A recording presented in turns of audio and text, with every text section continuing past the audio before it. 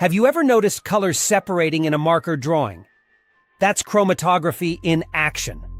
Chromatography is a laboratory technique.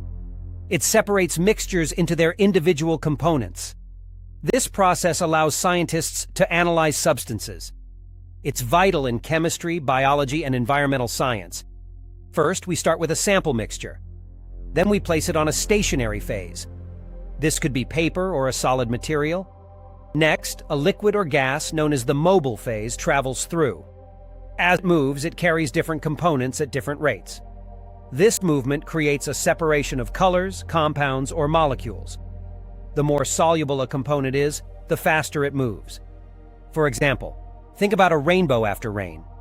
Each color spreads out beautifully, just like in chromatography. In summary, chromatography helps us see the individual parts of mixtures. It's an essential tool in scientific analysis. Want to dive deeper into science? Subscribe for more intriguing videos.